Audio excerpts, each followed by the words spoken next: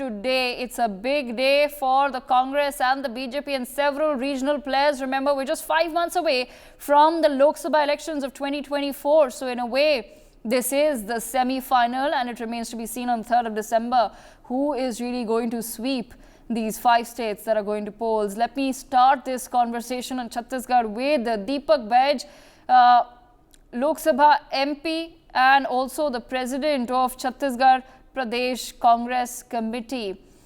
Deepak ji, thank you so much for speaking to NewsX.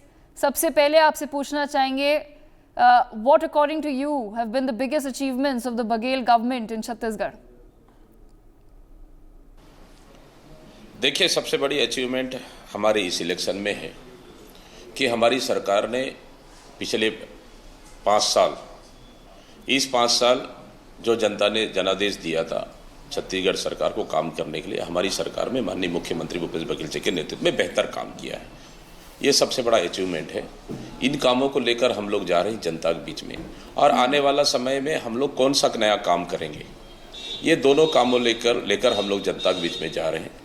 और दोनों काम हमारा एक्शन, दोनों जो है ना, एकदम हमारा विजन क्लियर है।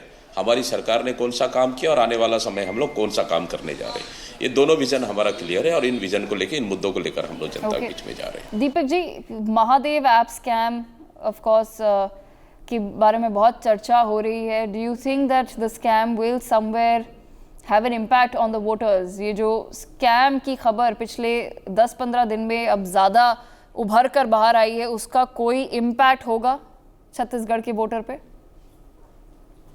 देखिए, छत्तीसगढ़ की जनता को पता है, हम लोग शुरू से कहते आए हैं कि भारतीय जनता पार्टी के पास कोई मुद्दा है नहीं जनता के बीच में जाने के लिए, नंबर 1। नंबर 2, और वो सिर्फ ईडी और आईटी के भरोसे चुनाव लड़ रही है भारतीय जनता पार्टी। और हम लोग शुरू से कहते हैं कि कांग्रेस सरकार को बदनाम करने के लिए भारतीय जनता पार्टी, केंद्र सरकार एड़ी चोटी जोर लगाई है, और वो सिर्फ हमारी सरकार को, मुख्यमंत्री को बदनाम करने के लिए इस तरह से आरोप लगा रहे हैं। इससे जनता के ऊपर कोई फर्क नहीं पड़ने वाला है। छत्तीसगढ़ की जनता जानती है कि हमारी सरकार ने इन 5 सालों में बेहतर काम किया है। हर योजनाओं को जनता के खाते में सीधा पैसा देने का काम हमारी छत्तीसगढ़ की सरकार ने किया है। जी, at the same time Deepak ji, do you think prime minister Modi's blitz in Chhattisgarh could actually swing the voters?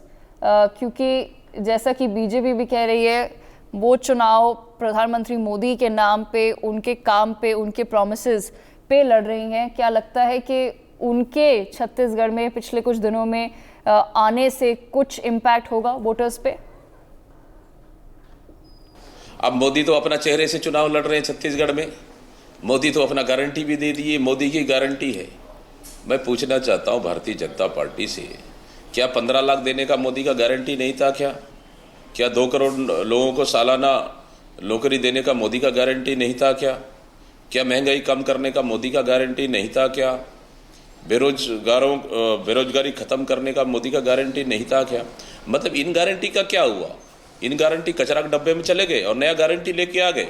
देखिए, ये मोदी की गारंटी हो या फिर किसी का गारंटी हो, छत्तीसगढ़ में किसी का गारंटी चलने वाला नहीं है। छत्तीसगढ़ में सिर्फ कांग्रेस की गारंटी चलेगा, राहुल गांधी का गारंटी चलेगा, और कांग्रेस का काम की गारंटी चलेगा। और आने वाला समय हम लोग कौन सा काम करने जा रहे हैं, सिर्फ इसकी गारंटी चलेगा। ना यहाँ मोदी का गारंटी चलने वाला है, ना किसी गारंटी यहाँ चलने वाला है। Okay, all right, very confident there. At the same time, what really is it that you can share with us about your track record in some key constituencies of, say, Bastar and Chitrakoot? देखिए, छत्तीसगढ़ में बस्तर एक महत्वपूर्ण हमारा क्षेत्र है, जहां 5 सालों में हमारी सरकार ने पूरा बस्तर को फोकस किया, जहां आदिवासी है उनकी जीवन स्तर को उठा सके। हम लोग वहां के सबसे पहला चीज़ है कि हमारी सरकार ने गांव तक बिजली, पानी, सड़क पहुंचाने का काम किया। अस्पताल खोले, स्कूल खोले, राशन पहुंचाए।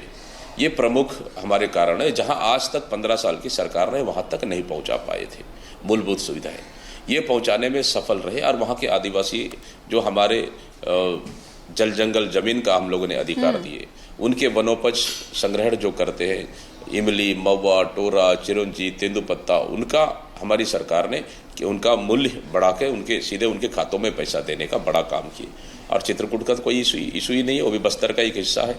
तो इस तरह से बस्तर में हमारी सरकार ने सबसे ज़्यादा काम किए, वहाँ के आदिवासियों के लिए सबसे ज़्यादा काम किए। उसी का नतीजा है कि छत्तीसगढ़ में और हमारे बस्तर में बस्तर की जनता हमेशा कांग्रेस पार्टी के साथ रहा है। Okay, very interesting there. At the same time, Deepak Baij, if you can tell us, as per your assessment, क्या आपको लगता है मध्य प्रदेश में पार्टियों का बंटवारा बीजेपी के पक्ष में जाता हुआ दिखेगा? देखिए, ये तो विधानसभा है, ये तो हमारे लिए सेमीफाइनल है और सेमीफाइनल हम ऐतिहासिक सीटों के साथ छत्तीसगढ़ में सरकार बनाने जा रहे हैं। छत्तीसगढ़ की जनता ने फिर से कांग्रेस की सरकार बनाने का मन बना लिया है और ऐतिहासिक जनादेश के साथ हम फिर से सरकार बनाएंगे 2023 में। और इसके साथ ही 2024 में छत्तीसगढ़ से 11 लोकसभा है, 11 लोकसभा सीट जीत कर देंगे और हमारा टारगेट है कि देश में कांग्रेस की सरकार बनाना है और इस समय मोदी फैक्टर नहीं चलेगा देश में और भारतीय जनता पार्टी देश में बुरी तरह से चुनाव हारने वाली है और राहुल गांधी को प्रधानमंत्री बनाना है। ये हमारा यही लक्ष्य लेके छत्तीसगढ़ में हम दोनों चुनावों को देखते हुए हम लोग चुनाव लड़ रहे हैं। For more such videos, subscribe to the NewsX YouTube channel, hit the bell icon.